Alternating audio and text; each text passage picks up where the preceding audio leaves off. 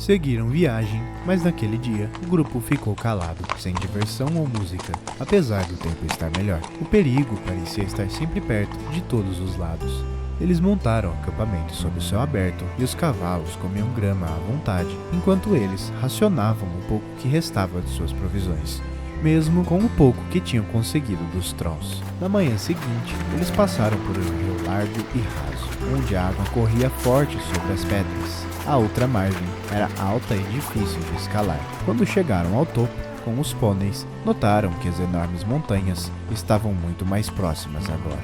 A montanha mais próxima parecia estar a apenas um dia de distância. Ela se levantava grande e vazia, com partes das encostas iluminadas pelo sol, e mais atrás, os topos nevados brilhavam ao longe. É aquela grande montanha? Não, aquele é só o início das montanhas sombrias. Precisamos descobrir como passar por elas, seja indo por cima, por baixo, antes de chegarmos às terras isoladas do outro lado. E mesmo depois disso, ainda temos um longo caminho até a montanha solitária no leste, onde o dragão Smaug guarda o nosso tesouro. Bilbo suspirou, sentindo um cansaço imenso, o maior que já experimentou. Seu pensamento voava para sua poltrona aconchegante, perto da lareira em sua toca, onde a chaleira sempre chiava, e não seria a última vez que pensaria nisso. Gandalf liderava o caminho. Quando perguntaram para onde ele estava indo, respondeu: Temos que manter o rumo certo, ou estaremos perdidos. Primeiro, precisamos encontrar comida e um lugar seguro para descansar. É crucial pegar o caminho certo para as montanhas sombrias. Senão, vocês se perderão e talvez nem consigam voltar para tentar de novo. Já estamos no limite dos ermos. Como alguns devem saber, à nossa frente, escondido, está o lindo vale de Valfenda, onde Elrond vive na última casa amiga. Enviei notícias aos meus amigos e eles nos esperam. A ideia era reconfortante, mas a realidade era outra. A última casa amiga ainda estava distante, escondida a oeste das montanhas. O dia avançou sem que encontrassem um lugar para descansar. A ansiedade crescia, pois a casa poderia estar oculta em qualquer ponto entre eles e as montanhas. Então, de repente, vales estreitos com paredões de pedra surgiram à frente. Existiam ravinas que pareciam estreitas para pular, mas eram profundas e tinham cachoeiras dentro delas. Também havia abismos tão escuros e profundos que ninguém poderia atravessá-los com um salto. Os pântanos, embora cobertos de grama verde e flores vibrantes, eram traiçoeiros, e um pônei carregado que entrasse ali dificilmente sairia. A trilha era sinalizada por pedras brancas, umas pequenas, outras quase escondidas por musgo. Seguir esse caminho era lento e exigia paciência, mesmo com Gandalf, que parecia conhecer a estrada. O mago movia sua cabeça de um lado para o outro, em busca das pedras, e os outros o seguiam. Já havia passado a hora do jantar e estava escurecendo. O pônei de Bilbo tropeçava frequentemente, e de repente eles se viram à beira de uma descida tão íngreme que até o cavalo de Gandalf por pouco não deslizou morro abaixo. Chegamos! Todos se aproximaram para ver o vale abaixo. O som da água correndo sobre as pedras, o aroma das árvores enchia o ar, e uma luz suave brilhava na encosta do vale, do outro lado do rio. Bilbo nunca esqueceria a descida arriscada pelo caminho sinuoso até o vale escondido de Valfenda. O ar se tornava mais agradável enquanto desciam. O cheiro dos pinheiros o relaxava, e às vezes ele balançava de sono e quase caía do pônei. O humor de todos melhorava com a descida. Isso parecem elfos, pensou Bilbo, ouvindo uma música alegre. Eles cantavam e riam entre as folhas. Eram elfos, sem dúvida. Bilbo logo pôde vê-los, conforme a noite ficava mais escura. Ele gostava dos elfos, mesmo que os encontrasse poucas vezes. No entanto, eles o deixavam um pouco nervoso. Os anões geralmente não se entendem com eles. Mesmo anões respeitáveis como Thorin e sua companhia pensam que os elfos são tolos ou ficariam irritados com eles.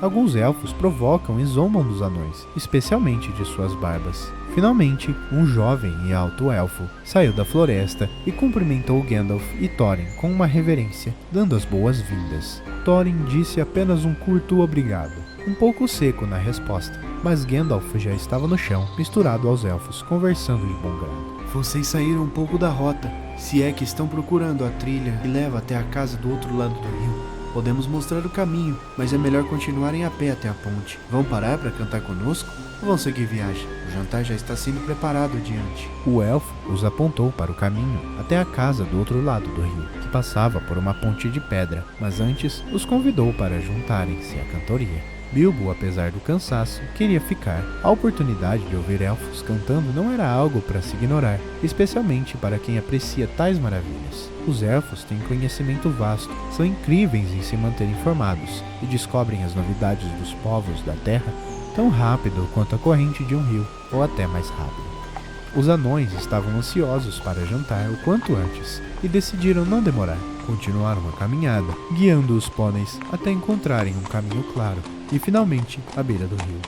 Uma ponte de pedra, estreita e sem corrimão, era a única passagem, e eles tiveram que atravessá-la com cautela, um por um, segurando as rédeas dos pôneis. Os elfos, com suas lanternas brilhantes, iluminavam a margem e entoavam uma canção animada enquanto os viajantes passavam.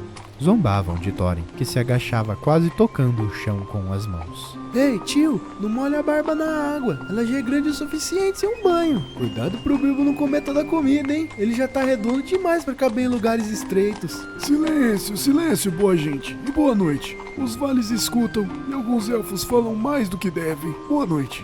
E assim, eles alcançaram a última casa amiga, com suas portas convidativas abertas para eles. Curioso como é, momentos felizes e dias ensolarados passam rapidamente em nossas histórias, e pouco se conta sobre eles, enquanto as aventuras repletas de desafios e perigos ocupam muito mais páginas.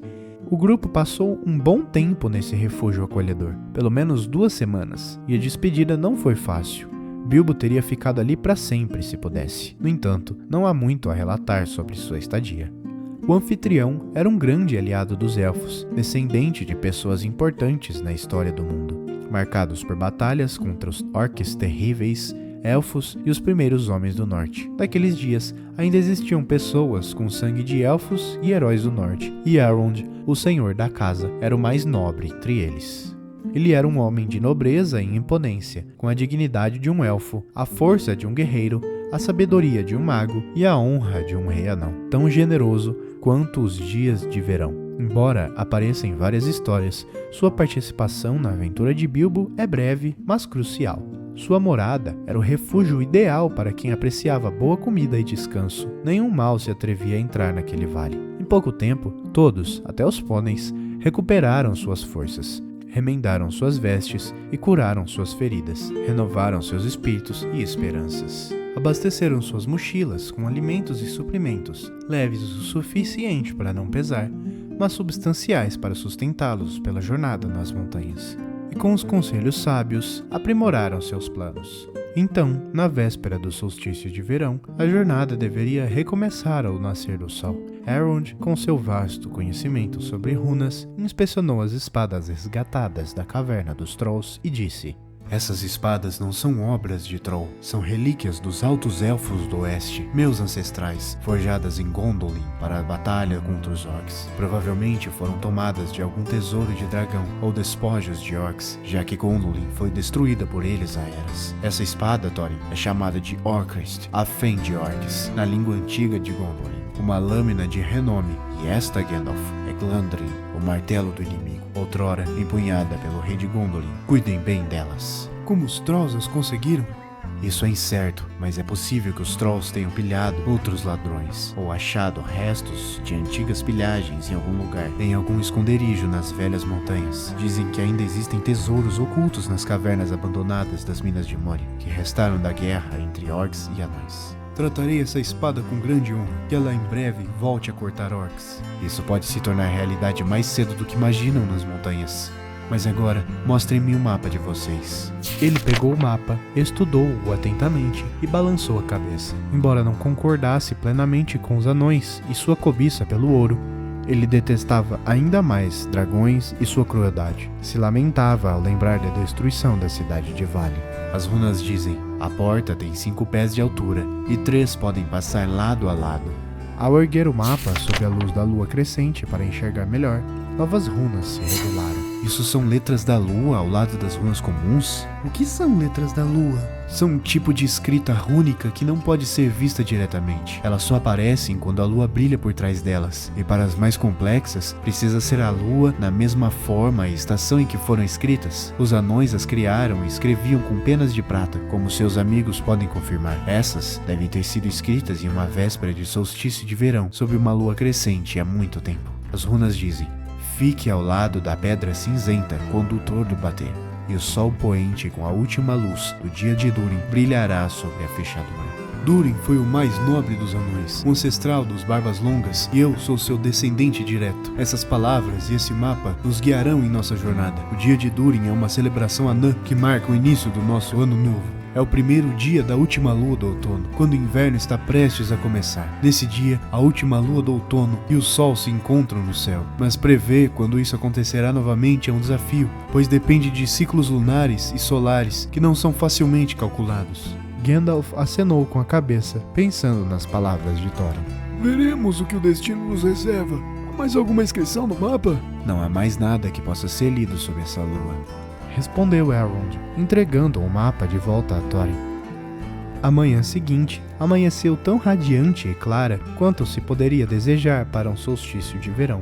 Um céu azul sem nuvens e o sol refletindo nas águas. Eles partiram ao som de canções de despedida e votos de boa viagem, com os corações cheios de expectativa por novas aventuras e com o conhecimento do caminho que deveriam seguir pelas montanhas sombrias e além. Muitos caminhos levavam às montanhas e muitas passagens as cortavam. Porém, a maioria das trilhas eram sem saída ou perigosas demais, não levando a lugar algum ou terminando em desastre. E as passagens frequentemente abrigavam criaturas malignas e perigos inimagináveis. Os anões e o hobbit, guiados pelos conselhos sábios de Elrond e pela memória e conhecimento de Gandalf, escolheram a rota correta para a passagem adequada. Dias após deixarem o vale e a última casa amiga para trás, ainda estavam subindo. Era um caminho árduo e longo. Olhando para trás, viam as terras que haviam deixado, agora distantes. A oeste, tudo parecia azul e desbotado. Bilbo sabia que ficava sua terra, um lugar de segurança e conforto, e sua pequena toca de hobbit. Um arrepio o percorreu. O frio era intenso lá em cima, e o vento uivava entre as rochas.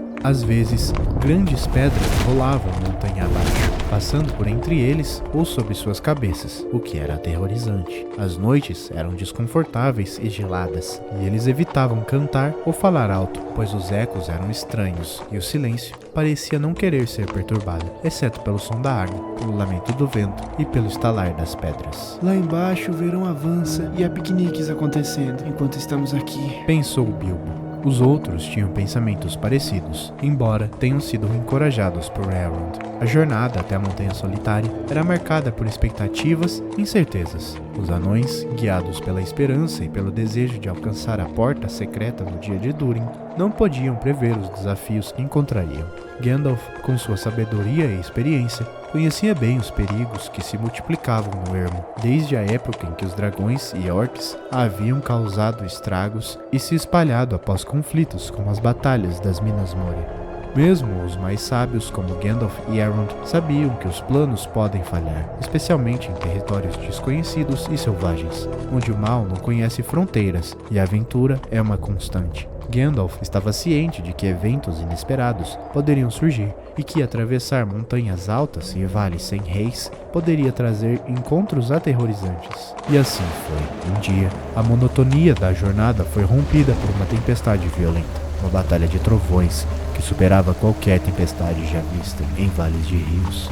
Nas montanhas, à noite, o confronto entre tempestades do leste e do oeste eram ainda mais aterrorizadores.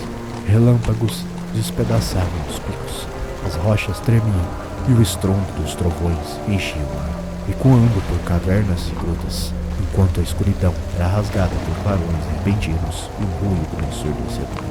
Era um lembrete de que na natureza selvagem, forças maiores do que eles mesmos estavam em jogo. Bilbo jamais havia testemunhado algo tão aterrorizante. Eles estavam lá, em um lugar estreito com um abismo ao lado, mergulhado na escuridão. Encontraram um abrigo sobre uma pedra, onde planejavam passar a noite. E Bilbo, encolhido sob um cobertor, tremia incessantemente.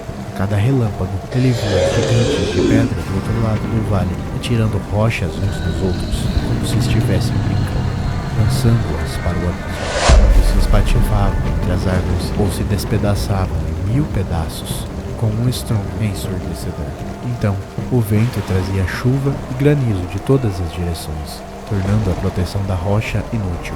Em pouco tempo, todos estavam encharcados, e os pôneis, com cabeças baixas e rabos entre as pernas, relinchavam de medo. Os risos e gritos dos gigantes ecoavam pelas encostas das montanhas. Não podemos continuar assim. Se os ventos não nos arrastar, se não formos afogados, ou se um raio não nos atingir, ainda corremos o risco de sermos pegos por um gigante e chutados para o céu como uma bola de futebol. Bem, se você sabe de algum lugar melhor, nos leve até lá, retrucou Gandalf, visivelmente irritado e insatisfeito com a situação.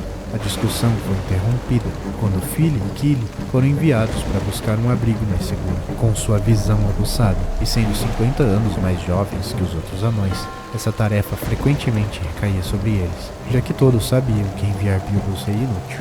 Procurar é a melhor maneira de encontrar algo, disse Thorin aos jovens anões. E de fato, geralmente se encontra algo quando se procura, embora nem sempre seja o que se espera. E assim foi naquele momento. Logo, Fili e Kili retornaram, lutando contra o vento, se agarrando às rochas. Encontramos uma caverna seca, não muito longe, logo após a próxima curva. É grande o suficiente para entrar com os pôneis e tudo mais.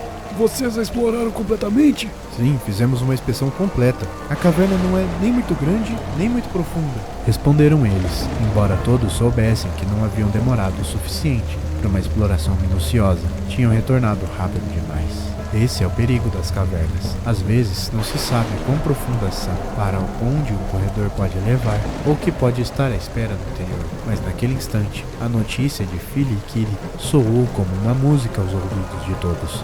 Então, se levantaram e se prepararam para partir. O vento uivava, os trovões ainda rugiam, mas eles conseguiram avançar com os pôneis. Não era muito distante, e logo encontraram uma grande rocha bloqueando o caminho. Atrás dela, havia um arco baixo na encosta da montanha. Com algum esforço, os pôneis foram capazes de entrar, mesmo depois de retiradas as celas e bagagens. Uma vez lá dentro, foi um alívio ouvir o vento e a chuva do lado de fora, e não ao redor deles, sentindo-se seguros dos gigantes e suas pedras. Mas o mago não queria correr riscos. Ele acendeu seu cajado e, com a luz a guiar, exploraram a caverna de ponta a ponta. A caverna parecia um refúgio seguro e revelou-se uma armadilha. O chão seco e os cantos aconchegantes eram apenas uma ilusão de segurança. Os pôneis, aliviados pela mudança, não sabiam do perigo que se aproximava. Oin e Gloin, desejando acender uma fogueira para secar as roupas, não imaginavam que o fogo seria o menor dos seus problemas. Enquanto estendiam suas vestes molhadas e se aconchegavam nos cobertores, fumando cachimbos e assistindo aos anéis de fumaça coloridos por Gandalf, a tempestade lá fora era esquecida e sonhos de tesouros preenchiam suas conversas. O Hobbit era perturbado por um pesadelo terrível. Sonhou que um buraco se abria nas paredes da caverna e sentia muito medo. Tentava gritar, mas estava paralisado de medo. Foi então que acordou subitamente e percebeu que a fenda que se abria em seus sonhos era real. E os pôneis já estavam sendo engolidos por ela. Seu grito, alto e claro, foi o suficiente para despertar Gandalf, mas não para salvar os outros. Os orcs, grandes e terríveis, surgiram da fenda, capturando todos os anões e Bilbo, exceto Gandalf. O mago, desperto pelo grito, lançou um clarão de luz, como um relâmpago, que abateu vários orcs, mas a fenda se fechou, deixando Bilbo e os anões do lado errado. Os orcs, acostumados com a escuridão profunda das montanhas, guiaram os prisioneiros por corredores labirínticos que desciam cada vez mais, enquanto o ar se tornava abafado e sufocante. Eles beliscavam e riam com suas vozes cruéis, e Bilbo, mais infeliz do que nunca, ansiava pela segurança da sua toca de hobbit. Diante deles, uma luz vermelha começou a brilhar, e os orcs cantavam e batiam os pés no ritmo da marcha, sacudindo os prisioneiros. O destino deles era incerto e a ausência de Gandalf era profundamente sentida. A aventura havia tomado rumo sombrio e perigoso. O eco aterrorizante da canção dos orcs reverberava pelas paredes da caverna, uma sinfonia de destruição e crueldade. Os anões, impulsionados pelo medo e pelos chicotes dos orcs, corriam desesperadamente para dentro da grande caverna, iluminada pela luz de uma fogueira central e tochas nas paredes. A caverna estava repleta de orcs que riam e batiam os pés em aprovação ao espetáculo dos anões e Bilbo, o último da fila, sendo forçados a entrar. Os pôneis, já presentes e amontoados em um canto, e as bagagens e pacotes, agora abertos e revistados pelos orcs, eram uma visão desoladora. Era provável que aquele fosse o último vislumbre dos valentes pôneis. Os orcs, sempre famintos, não hesitariam em devorar cavalos, pôneis e burros, entre outras coisas ainda mais terríveis. Os prisioneiros, acorrentados e arrastados para o outro lado da caverna, só podiam pensar em sua própria sobrevivência. No fundo da caverna, um orc imenso e ameaçador sentava-se em uma grande pedra, cercado por orcs armados. O Grão-Orc, uma figura imponente e ameaçadora, olhou com desdém para os anões e Bilbo, que estavam acorrentados e vulneráveis diante dele. Sua voz era áspera e seu tom acusatório. Quem são essas pessoas miseráveis? Um dos orcs que havia capturado o grupo respondeu com zombaria, puxando a corrente que prendia Bilbo, fazendo-o cair de joelhos. Anões, senhor. Encontramos eles aqui, se escondendo. Espiões, aposto. Vieram bisbilhotar os nossos segredos. São ladrões enviados dos elfos, tenho certeza. O Grão-Orc, com uma expressão de desconfiança, voltou-se para Thorin, o líder dos anões. Quem são vocês? Thorin, o anão, às suas ordens. Não sabemos nada sobre espiões, ladrões ou elfos, se quer saber. Nós apenas fugimos da tempestade em uma caverna, nada mais. Não foi intenção nenhuma entrarmos em seu território. O Grão-Orc não se deixou enganar e pressionou por mais informações. Sua paciência claramente se esgotava. O que faziam nas montanhas? De onde vieram? Pra onde vão? Na verdade, gostaria de saber tudo sobre vocês. Não que isso vá lhe trazer algum benefício. Thorin, escudo de carvalho. Já sei tudo sobre o seu povo. Então desembucha, ou vou preparar tormentos terríveis para vocês. Thorin, buscando ganhar tempo e evitar revelar seus verdadeiros propósitos, inventou uma história. Viajávamos para visitar nossos parentes do lado leste das montanhas, disse ele, tentando soar convincente. Um dos orcs, desconfiado e astuto, interrompeu com uma acusação. Ele é um mentiroso, verdadeiramente tremendo. Alguns dos nossos foram atingidos por raios dentro da caverna quando os flagramos invadindo nossos domínios. Estão todos mortos agora. E isso ele não explicou. O orc apresentou a espada que Thorin portava, a mesma encontrada na caverna dos Trolls. O Grão-Orc emitiu um rugido de fúria ao ver a espada, e seus guerreiros mostraram seus dentes, batendo escudos e pés no chão. Eles reconheceram a lâmina de imediato. Era a arma que havia ceifado a vida de inúmeros orcs quando os nobres elfos de Gondolin os perseguiam pelas colinas ou os enfrentavam em combate diante de suas fortificações. Eles a chamavam de Orcrist, a Fenrir-Orc, mas para os orcs era apenas a mordedora. A detestavam, assim como a qualquer um que a empunhasse. Assassinos e aliados dos elfos. Chicote neles! Batam, mordam, esmaguem! Levem-nos para as profundezas escuras, para buracos repletos de serpentes, onde a luz dos dias jamais os alcançará. Ele estava tão enfurecido que saltou do seu trono e avançou em direção a Thorin, com a boca escancarada. Foi nesse momento crítico que todas as luzes se apagaram e a caverna mergulhou em escuridão e caos. O que se seguiu foi uma confusão indescritível, com orcs lutando entre si na escuridão, enquanto Bilbo e os anões tentavam entender o que estava acontecendo. Em um momento de desespero e escuridão, a espada de Gandalf, Glandrin, brilhou com uma luz própria, cortando o ar e atingindo o Grão-Orc. O líder dos orcs caiu morto, e seus soldados, aterrorizados pela espada que brilhava como uma chama azul, fugiram para a escuridão. Gandalf, com sua voz baixa e feroz, ordenou que todos o seguissem rapidamente. Bilbo, sem entender completamente o que estava acontecendo, se viu correndo novamente, seguindo os outros por passagens escuras e desconhecidas. A luz pálida de Gandalf os guiava, enquanto os gritos dos orcs ficavam cada vez mais distantes. Dori, o anão que estava no fim da fila perto de Bilbo, mostrou bondade ao ajudar o hobbit, permitindo que ele subisse em seus ombros para que pudessem correr mais rápido. Eles desceram, talvez até o coração da montanha. Estamos todos aqui? Perguntou Gandalf, devolvendo Orcrist a Thorin. Ele fez uma contagem rápida, garantindo que todos estivessem presentes, apesar da situação difícil. Gandalf os incentivou a seguir em frente. Eles correram, com os sons de perseguição crescendo atrás deles. Os anões se revezavam carregando Bilbo, pois os orcs, conhecendo melhor o caminho e impulsionados pela raiva, estavam se aproximando rapidamente. A luz das tochas vermelhas dos orcs podia ser vista atrás deles, e o cansaço começava a tomar conta do grupo. A fuga era desesperada e a tensão era palpável. Gandalf, com sua sabedoria e coragem, liderava o grupo através do labirinto escuro das montanhas, longe dos orcs e em direção à incerteza do que viria a seguir. Em meio à fuga desesperada das profundezas da montanha, Bilbo Bolseiro lamentava sua decisão de deixar o conforto de sua toca de hobbit. Bombur, carregando Bilbo, questionava a sabedoria de incluir um hobbit em tal aventura perigosa. O suor escorria pelo seu rosto, não apenas pelo esforço físico, mas também pelo medo que o consumia. Foi então que Gandalf e Thorin, percebendo a iminente ameaça dos orcs que os perseguiam, decidiram enfrentá-los com um grito estratégico. Meia volta! Gandalf instruiu Thorin a desembainhar sua espada. Os orcs, surpreendidos pela súbita resistência e pelas espadas lendárias, hesitaram e recuaram em terror. Os anões aproveitaram a confusão para avançar ainda mais pelos túneis escuros, mas os orcs, astutos e determinados, apagaram suas tochas e calçaram sapatos macios para perseguir silenciosamente suas presas. Eles se moviam com a agilidade de doninhas e a discrição de morcegos, tornando-se quase invisíveis na escuridão. Nem Bilbo, nem os anões, nem Gandalf perceberam a aproximação dos orcs, mas a luz fraca do cajado de Gandalf revelou sua posição aos inimigos. Em um momento crítico, Dori, que carregava Bilbo, foi agarrado por trás. Ele gritou e caiu, e Bilbo foi lançado para a escuridão, batendo a cabeça em uma pedra e perdendo a consciência.